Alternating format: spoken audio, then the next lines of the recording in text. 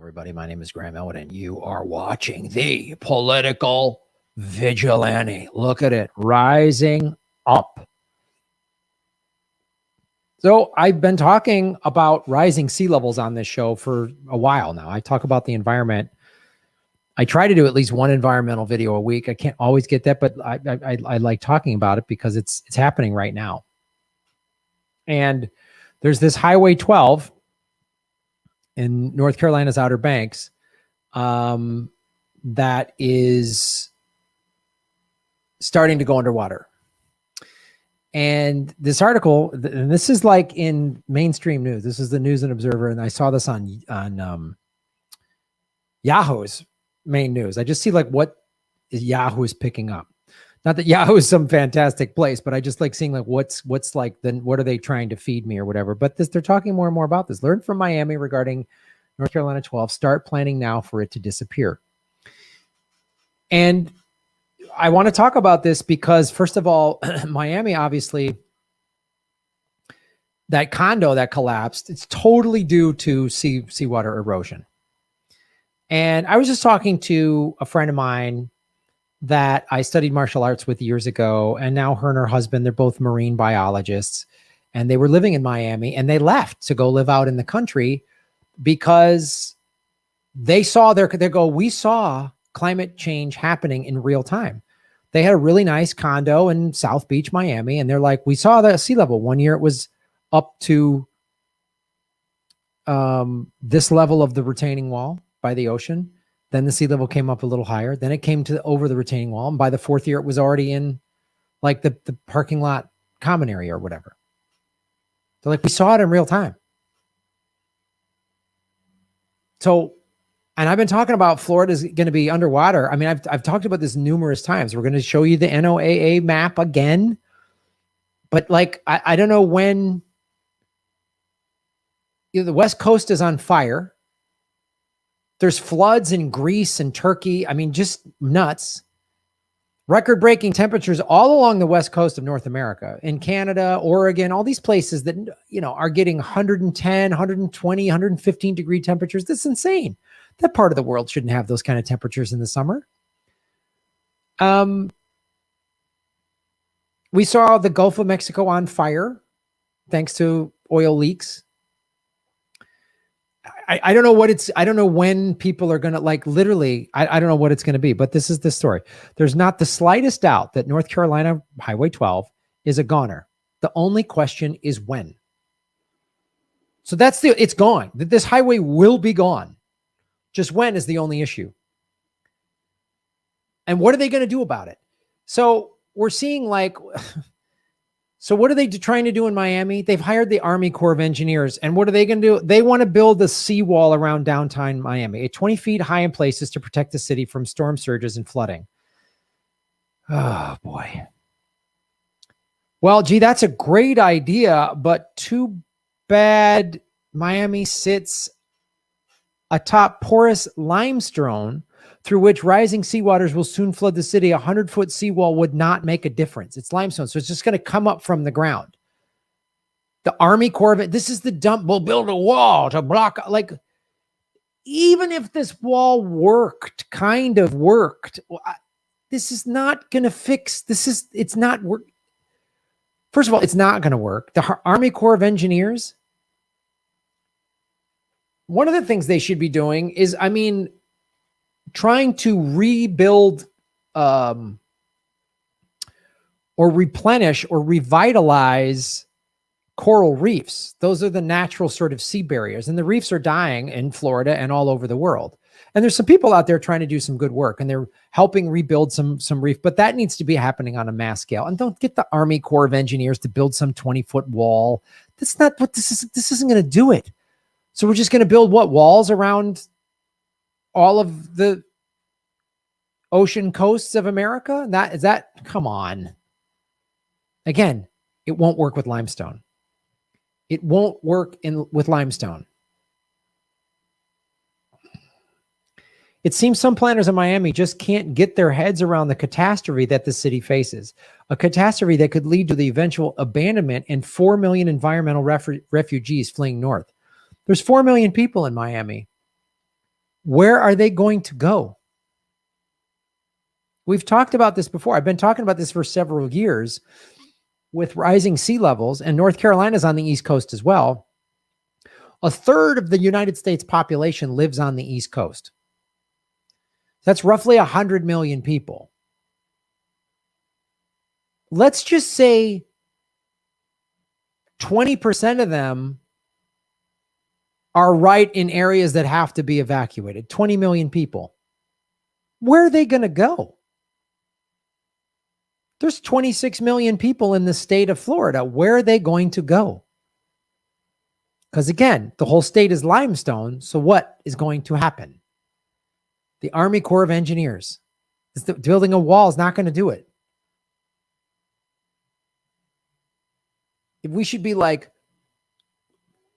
screaming from the mountaintops. Again, I said it. If those guys on January 6th took over the Capitol because they're like, hey, climate collapse is going to murder everyone on the planet Earth, Congress and the Senate better do something about it, and we're holding everybody here hostage until something is done about it, I'd be down with that. Not stop the steal, which is just Russiagate 2.0. I'd be down with that. But no, because I've said this before and I will say it again. If we fix everything else, election reform, equality, we retrain and refund our police departments, we end the wars, we get Medicare for all, we get student debt forgiveness, we get $15 an hour minimum wage, get all these great things, but we don't fix the climate, it won't matter. It won't matter. Now, reasonable arguments or points can be made of like, well, Graham, we need to do election reform. We need to get the money out of politics so that then we can actually vote legislation in to save the environment. That's reasonable. That's reasonable, but that better be the long-term goal. That better be the goal. And we're running out of time. A new climate report just came out. It's in the local news now, and people are talking about it. Rising sea levels, man. This isn't just a Florida issue. Now, Florida, because it's right at sea level and it's a lot of swamp and limestone and stuff. Okay. It's going to hit Florida first. But as this article started out, it's going to hit North Carolina too. So all that coastline, Florida, the Carolinas, Savannah, Georgia, all that stuff on up the East Coast, Virginia, all up the coast, man. So let's think now, 4 million, just Miami, 4 million people. Where are they going to go? Even if they spread all over the country. Okay. I mean, look, we saw what happened in 2005 when Hurricane Katrina hit, and a lot of people in the Gulf states had to move. There were cities in Texas and stuff that were, couldn't handle the new influx of people because that's what refugees, that's what happens. That's then that's when we bomb all these countries and we bomb Syria and we cause refugees. We sanction these countries in Central and South America. Then people have to leave their homes. People don't want to leave their homes. You live wherever you live. This is my home. I like it. I don't want to leave. You want to pack up everything and go and abandon your home where you know everybody and your family and your friends are there. No one wants to do that. But the American empire has been destabilizing countries that won't play ball with their resources or their geographical location. And so we have refugees. There's already climate refugees. There already has been in America. Where are you going to go, man? 4 million people.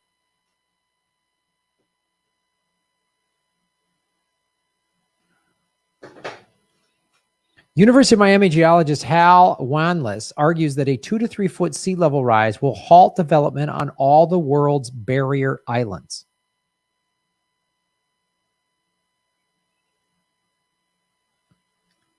Like the Florida Keys. It's not that the islands will be underwater. It's that low spots will be underwater and access roads will be flooded and washed away. Right. So even if it isn't completely underwater, how are you going to get to it? Because a lot of these barrier islands, there's roads that get there. That's what the North Carolina Route 12 is. That's an access road to barrier island. It's gone. It's gone. People can't get to the island. Okay, so everything's shipped out on boats. I mean, this isn't the highway that goes through the Florida Keys. I've done stories on that. That's going to be partially underwater. So how's it going to work? Oh, well, I'll just take boats. Okay. It's not that the islands will be underwater. It's that low spots will be underwater and access roads will be flooded and washed away. Current estimates of global sea level rise range from 3 to 8 feet max by the end of this century, assuming that we don't reduce the rate of carbon dioxide release. And again, Joe Biden, who said he ran on a middle ground on climate policy, is not doing this. I said this during the primary. I said this during the general election. A middle ground climate policy is like, oh, great. So instead of everything, the world ending in 2050, 2045, it'll end in 2050, 2052, maybe. Oh, wow. Thanks, Joe Biden. Thanks, centrist Democrats. Thank you. Thank you, centrist liberals. Your centrism is literally going to murder us. So not only do we have to fight the crazy right-wingers who think climate change isn't real and the earth is flat, we have to then fight dumb fuck liberals who vote for the lesser of two evils and allow. So we have no real Green New Deal in place, which is what we need. America could be leading the world in this. A real Green New Deal does a bunch of things. Rather than this new infrastructure bill that gives some money for environment and some money, but we could just do it. We've just printed $10 trillion or whatever it is in stimulus during this pandemic. We couldn't just go, here's $5 trillion for the Green New Deal. Let's go. Let's just print this. We have to do this. We have to do this.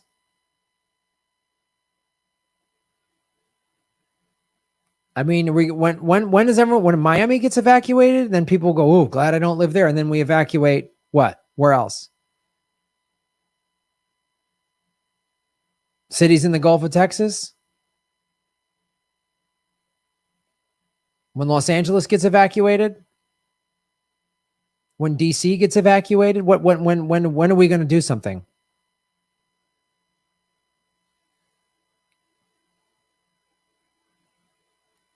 Oceanographer John Eglander has shown that based on satellite observations, the sea level rise rate more than doubled in the last 20 years. More than doubled. I mean, what? There's floods everywhere. I mean, when? Okay. The Highway 12 situation is not only ripe for increased rates of erosion and island overwash, but the possibility of damaging seaward overwash is greatly increased because of the large bodies of water behind the islands. For planning purposes, I believe the assumption of a decade-long maximum future lifespan for North Carolina 12 is a reasonable one. 10 years at the most. That's the most optimistic view, that this road will be there in 10 years. Probably less, probably 2 to 5. But even 10 years, what's going to be done? We need to be doing a whole slate of drastic measures, and part of a Green New Deal is you say fossil fuels are done. The fossil fuel industry is done. And anyone in the fossil fuel industry, whatever you're making a year, we will transition you to, and that's part of the Green New Deal's funding. So I'm just going to pick round numbers off the top. Let's say you're making 50 grand a year working for an oil refinery, let's say. You'll still make 50 grand a year, and we're going to transition you, train you, and move you into green energy. But there's so many jobs, the whole, like all hands on deck, right? So again, talking to my friends that are, marine biologists about repairing and bringing back dead coral reefs, they're like, there's good work being done. It just needs to be done on a mass scale. Like there's all these good ideas out there. Some of them are already being implemented, but they just need the real money on a mass scale. What if we did all of those and then included in a Green New Deal is free college? So now we're telling all the young people, go to college, we'll pay for it. And because there's a whole infrastructure of people we're going to need to fix these problems, right? Like I did a story a couple years ago, like, because air travel is awful for the environment. It's just awful for it. You can do everything, be the most off the grid, low carbon footprint, but you take one trip from like a major city in America to a major city in Europe, let's say, that already is worse for the environment than all of the good things that you did. So like we need people finding whatever clean burning airplane fuel. I did a story on a couple of years ago on a electric plane that's used by Horizon Air in the Pacific Northwest. It's an electric motor. Okay. We just need to put everybody on board with that. And there's a bunch of jobs to be created. And it's not just scientists. It's the people building this stuff. It's all of this. There's everybody could be put to work doing this, the whole country. And then in turn, America leads the world. Instead, what do we lead the world in? Oh, war, sanctions, bombs. We lead the world in handgun deaths. We lead the world in obesity. We lead the world in people filing for bankruptcy because they don't have health insurance. We lead the world in what we lead the Western world in people dying because they don't have health care. They can't afford health insurance. Bankruptcy from medical bills. Yeah, those are we lead the world in that. We could be putting everybody to use, every resource, and rebuilding the coral reefs and the algae that soaks, absorbs CO2, the Ulvaria mineral. I've talked about that. Like, I mean, we could just go on and on and on. Pipelines for water to redistribute water to drought areas from areas that are getting flooded. Because here's the thing with climate change. It's not global warming. It's everything's going to get worse. The snowstorms are going to be worse. The droughts are going to be worse. The heat waves are going to be worse. The flooding is going to be worse. And it's going to displace people. We already have climate refugees. I talked about this in the war in Syria. I mean, that helped.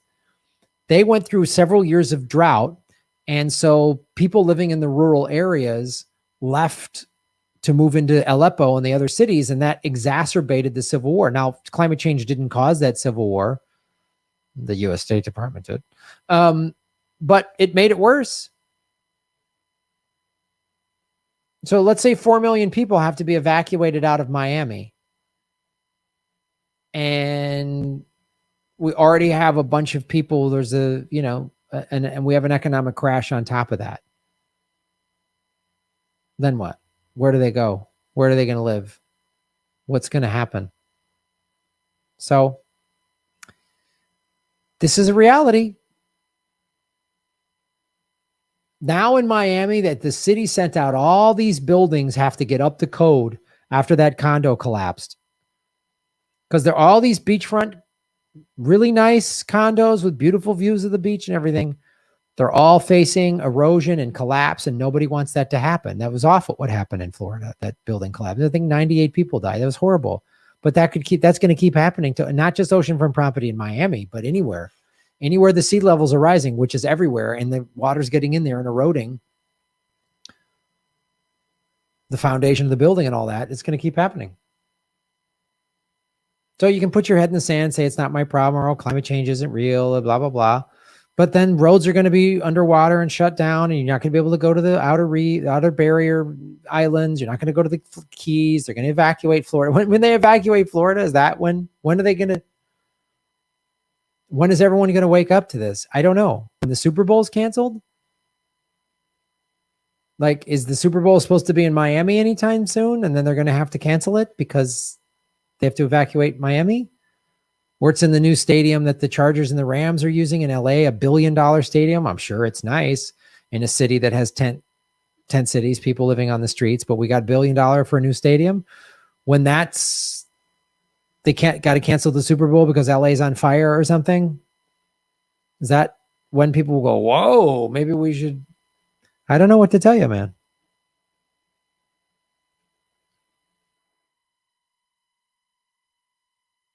This highway 12, it's not going to be the first one that they're going to have to shut down. And not going to be the last one, I should say. It's probably, I don't know if it's the first one, but it won't be the last. And Miami won't be the first, it won't be the last city to be evacuated because of sea levels and climate change. Thanks for watching. Shave your knuckles for justice. Hey, everybody, it's Graham Elwood. We are going on the road, Ron Placone and I, in September and October. Check grahamelwood.com for tour dates, probably coming to a city near you. A lot of these shows have sold out in the past. We haven't been on the road in a year and a half because of the pandemic. Come out and join us. The post-pandemic comedy tour. Go to grahamelwood.com for tickets. New cities being announced every day. Join us and support what we do at patreon.com/Graham Elwood and rockfin.com/Graham Elwood. Blockchain cryptocurrency platform. Thank you. You're making Gotham great again.